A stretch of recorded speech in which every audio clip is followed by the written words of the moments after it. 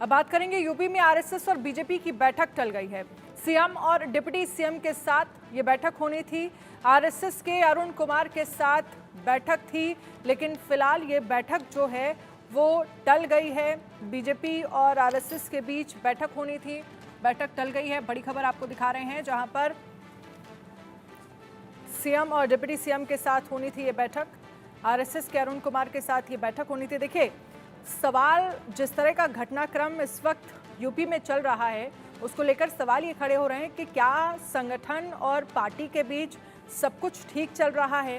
क्योंकि आपने देखा होगा 3 दिन पहले भूपेंद्र चौधरी जो हैं वो दिल्ली आए थे, गृह मंत्री अमित शाह से मुलाकात हुई थी, जेपी नड्डा से मुलाकात हुई थी, प्रधानमंत्री नरेंद्र मोदी से भी मिले थे और इसके साथ ही डिप्टी सीएम केशव प्रसाद मौर्य भी दिल्ली आए थे। लेकिन उनकी मुलाकात सिर्फ और सिर्फ जेपी नड्डा के साथ हुई, ना ही गृह मंत्री अमित शाह के साथ मुलाकात हुई, ना ही प्रधानमंत्री नरेंद्र मोदी के साथ मुलाकात हुई। ये तमाम चीजें किस तरफ इशारा कर रही हैं, ये बड़ा सवाल बना हुआ है। अभिषेक सिंह लखनऊ से हमारे साथ ज्यादा जानकारी के लिए जुड़ गए हैं।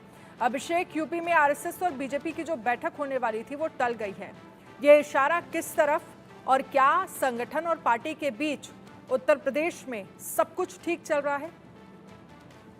बिल्कुल, सीधे तौर पर कहा जाए तो कई सारी राजनीतिक उठापटक के बीच कई सारी खबरें सामने आई, लेकिन एक बात साफ है कि मुख्यमंत्री योगी आदित्यनाथ पूरी तरह कमर कस के उपचुनाव को लेकर तैयारियों में जुटे हुए हैं। और खास तौर पर यह इशारा भी साफ है संगठन की तरफ से, यानी राष्ट्रीय नेतृत्व की तरफ से, कि मुख्यमंत्री योगी आदित्यनाथ इन 10 सीटों पर जिस पर बाई इलेक्शन होना है उसको लेकर निर्णय लेने के लिए स्वच्छंद हैं। खास तौर पर आरएसएस की इस बैठक की बात की जाए जिसे कैंसिल किया गया यानी स्थगित किया गया, अरुण कुमार जो सहसंचालक हैं वो यहां नहीं पहुंच पाए, लिहाजा इस बैठक को फिलहाल स्थगित किया जा रहा है। आने वाले दिनों में ये भी बैठक होगी। कई सारी बातें हैं, यानी कहा जाए कि आरएसएस की तरफ से भी कई सारी रणनीतियां हैं जिस पर काम करना होगा।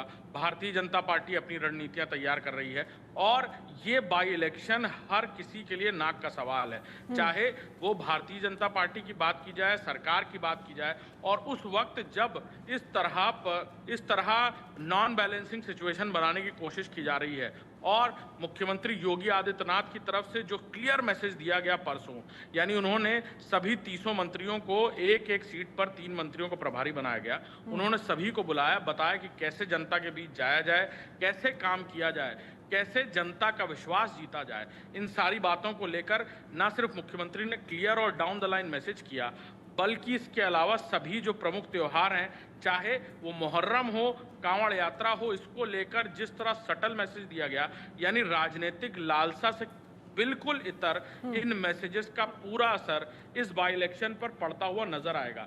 और सीधे तौर पर कहा जाए तो राजनीतिक तौर पर आरएसएस की इस बैठक के स्थगन होने के पीछे अरुण कुमार के ना आने की वजह तो है ही, साथ ही साथ मुख्यमंत्री योगी आदित्यनाथ और मजबूती से काम करते हुए नजर आएंगे आने वाले दिनों में। संगठनात्मक संरचना में क्या होना है वो आने वाले दिन तय करेंगे, यानी बाई इलेक्शन के बाद कई सारी तब्दीलियां देखने को मिल सकती हैं, लेकिन ये बिल्कुल बात साफ है। जी, बहुत बहुत शुक्रिया तमाम जानकारी के लिए अभिषेक।